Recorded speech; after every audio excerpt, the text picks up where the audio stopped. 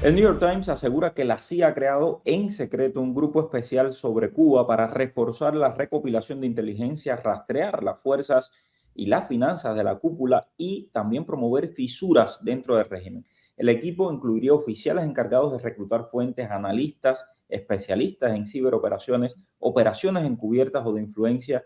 Y aunque la CIA no confirmó el reporte, eh, vamos, todos creemos que es muy posible. Para analizar el alcance de este reporte conversamos con Enrique García, ex oficial de inteligencia cubano. Enrique, un placer siempre tenerte aquí. Mario, como siempre es un gusto estar contigo en tu programa y a todos los que te escuchan y te ven. Enrique, ¿qué significa operativamente que la CIA haga este grupo especial dedicado al régimen cubano? Bueno, primero cuando leí la noticia ayer en el New York Times me alegré muchísimo porque precisamente como tú sabes, siempre he repetido que la dictadura cubana es una amenaza y sus servicios de inteligencia a la seguridad nacional de los Estados Unidos, del hemisferio occidental e incluso en el Medio Oriente también. Esto pienso que me dio una gran alegría porque precisamente como funcionan los países democráticos como Estados Unidos, para poder atacar un problema hacen falta recursos. Para mí, lo más importante de esta decisión, ya estaba muy contento cuando vi en días pasados, en semanas atrás, el informe del Departamento de Estado. Ahora esta información que acaba de salir ratifica y confirma que el gobierno de los Estados Unidos se ha tomado en serio, como nunca antes, la amenaza que representa el régimen cubano y ello lleva a la dirección de recursos económicos que son los que hacen falta, porque esto, a diferencia de las dictaduras como Cuba, que trabaja ilimitadamente con su aparato de contrainteligencia y inteligencia y no responden a un presupuesto X, van trabajando según necesitan, aquí según los recursos que se le asignen a una agencia para una actividad o una prioridad, en este caso del Poder Ejecutivo, dependen la cantidad de hombres y actividades que pueden realizar. El objetivo declarado de esta operación sería crear divisiones, por ejemplo, dentro de la élite, desplazar a los dirigentes más hostiles hacia Estados Unidos. ¿Dónde podrían hoy existir esas fracturas dentro de las Fuerzas Armadas, del MININ, de GAESA, del aparato político? ¿Cómo lo ves?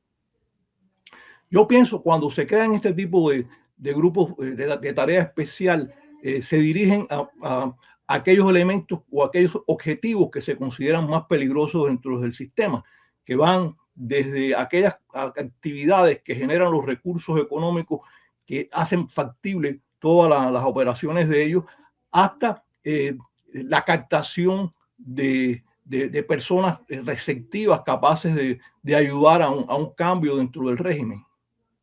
¿Qué perfiles tú crees que sean mejores los perfiles para este tipo de reclutamiento? ¿Qué perfiles podrían estar buscando la CIA, por ejemplo? Bueno, en mi experiencia personal, Mario, puede ser cualquier perfil, porque en un momento como este, además después en el estado que se encuentra la dictadura cubana, yo creo que prácticamente nadie dentro de la misma nomenclatura del régimen, o muy pocos, eh, creen en aquello. O sea, entonces realmente es un poco también de sobrevivencia. Entonces, la motivación para colaborar en un cambio, yo creo que la debe tener mucha gente dentro del propio régimen.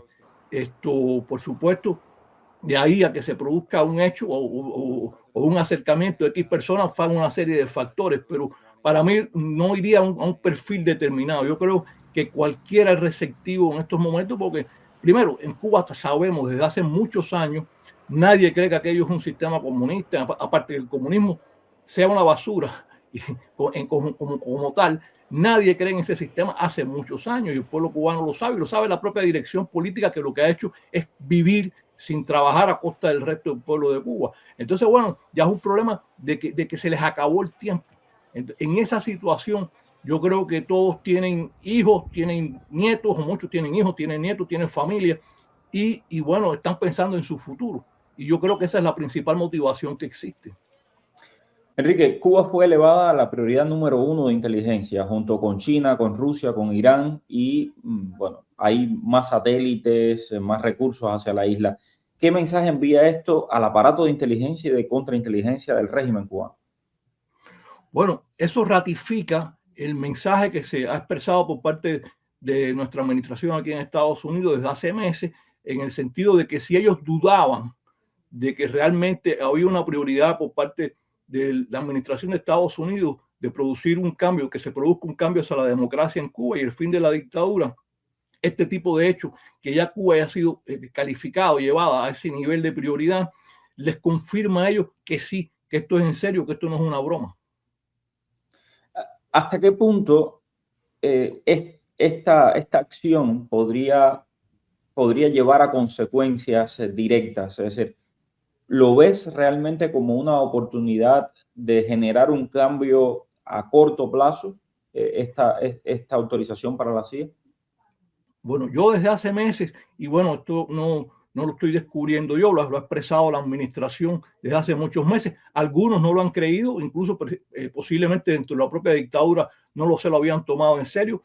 Pero bueno, yo desde el principio me di cuenta que esto no era retórica, o sea, que existe una voluntad política y bueno, todo esto que está sucediendo, como este que publicó el artículo del New York Times ayer, esta prioridad que ha adquirido la dictadura para todas las agencias norteamericanas y confirma lo que para mí era un hecho. Yo sí creo que el gobierno americano está haciendo y hará todo lo necesario e incluso, no lo digo yo tampoco, lo ha dicho el presidente, lo ha dicho el secretario de Estado, lo ha dicho el secretario de Guerra, lo ha dicho el Comando Sur, o sea, que todas las opciones están sobre la mesa. Incluso el mensaje directo que transmitió el director de la Agencia Central de Inteligencia cuando estuvo en Cuba hace unos meses fue ese. O sea, ellos lo que pasa es que evidentemente se resisten y esto es interesante porque a veces una característica de las cúpulas de estas dictaduras, y lo vimos en Manuel Antonio Noriega, cuando Cuba lo convenció que los Estados Unidos no iban a hacer nada. Ya yo estaba aquí, pero bueno, sabía lo que estaba pasando, como pasó con Saddam Hussein, como pasó con Gaddafi, o sea, como ha pasado con tantos dictadores que se creen que ellos van a sobrevivir hasta el final y que no va a pasar nada porque están ahí, llevan 66 años, 67 años, y bueno, todo tiene un final, y yo creo que el final de ellos está muy cerca. ¿Cómo ves este final? ¿Lo ves más, hablando de esta operación de la CIA, ¿no? Está el tema de el quiebre interno, la CIA buscando un quiebre dentro del mismo aparato, o lo ves como una operación directa de los Estados Unidos, una intervención militar directa?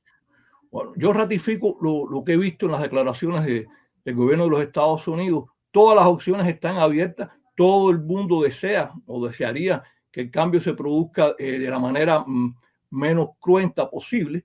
Pero bueno, eso depende de los que están sentados en el poder en Cuba o de los que pueden hacer algo en Cuba. Si se le están ofreciendo o se le han ofrecido todas las oportunidades, pero bueno, también se ha manifestado que todas las opciones están sobre el tablero. O sea, Estados Unidos va por un objetivo y lo va a lograr de una manera u otra. Recuerdo hace un tiempo, en aproximadamente unos 9 meses, cuando el presidente Trump, y aquí está la entrevista que yo le hice en aquel momento a Hugo Achar, estábamos hablando de cuando el presidente Trump autorizó las acciones de la CIA en Venezuela y la gente decía, eso es fanfarronería, no va a pasar nada. Maduro está hoy en una cárcel federal en Nueva York. O sea, he leído muchos comentarios en las redes sociales diciendo, oh, sí, claro, es un grupo secreto y ya todo el mundo sabe que el grupo existe. Yo creo que no es por gusto, ¿no? Que sepan que el grupo existe. Bueno, primero, sobre esto último que dijiste de que ya no es secreto porque el grupo existe, no. Eso no importa que se sepa que un grupo existe. Lo que es secreto es lo que ese grupo hace y haga. Entonces, ese es el secreto. Lo otro que existe, no. La agencia de inteligencia, todo el mundo sabe que existen. El secreto es que la mayoría de la gente o nadie sepa lo que hagan. Volviendo al tema de lo que se relaciona a Venezuela que tú mencionabas. Mira, yo seguí todas las noticias desde el principio en relación a Venezuela. Yo mencionaba el caso de Manuel Antonio Noriega, que Cuba más lo supe en aquella época, cuando antes de yo venir antes de llegar a los Estados Unidos, que Cuba, bueno, Noriega colaboraba con los servicios de inteligencia de Cuba desde hacía muchos años y trabajó junto con los cubanos contra las bases norteamericanas en Panamá, perdón. Y recuerdo perfectamente cómo en los últimos, o sea, cómo hasta el final, y repito, ya yo estaba aquí cuando fue el fin de la dictadura de Noriega, pero seguía la historia muy bien porque yo conocía lo que estaba pasando en Panamá. Y cuando aquello, yo trabajaba como consultor de la Comunidad de Inteligencia de Estados Unidos. Y Cuba convenció a Noriega porque tenía asesores de inteligencia y de contrainteligencia cubanos, que no iba a pasar nada. Bueno, incluso habían tropas cubanas, habían efectivos de tropas especiales de Cuba en Panamá cuando aquello. Entonces, en Venezuela sucedió exactamente lo mismo. Desde el principio para mí fue claro la misma situación durante casi un año, 9 meses, Estados Unidos le dio todos los mensajes del mundo, intentó por todas las vías que Maduro comprendiera que Estados Unidos iba por un cambio real en Venezuela hacia una democracia, un país corrupto y además el principal benefactor económico de la dictadura cubana. Y Maduro, incluso hay una entrevista que le hizo un periodista español 72 horas antes de Ignacio Ramonet. Ramonet, exactamente, íntimo de los cubanos de toda la vida, por cierto, comunista. Entonces, este señor, en la seguridad con que hablaba Maduro, yo cuando vi la entrevista me reí y yo no sabía cuándo iba a pasar lo que pasó, pero para mí era obvio que algo iba a pasar y Maduro estaba convencido y Maduro estaba asesorado por la inteligencia cubana. Su seguridad personal era de Cuba, es un país ocupado por Cuba, que lo era Venezuela, y sin embargo los cubanos nuevamente, y me encanta esta palabra, lo embarcaron, como han embarcado a otros. Entonces, bueno, a lo mejor los cubanos se embarcan ellos mismos creyéndose sus propias mentiras. Va a ser muy interesante. Sin duda alguna estaremos aquí para contarlo. Gracias mil, con el favor de Dios. Gracias mil, Enrique Siempre García. Es un gusto. Bendiciones, Mario. Bendiciones para ti también. A todos ustedes, estamos muy pendientes. Esto se va a poner interesante de aquí a noviembre. Estoy convencido porque además ya me han contado algunas cositas que vienen. Prepárense. Un abrazo. Gracias, abrazo. Enrique. Estás escuchando Cuba al Día con el periodista Mario Pentón.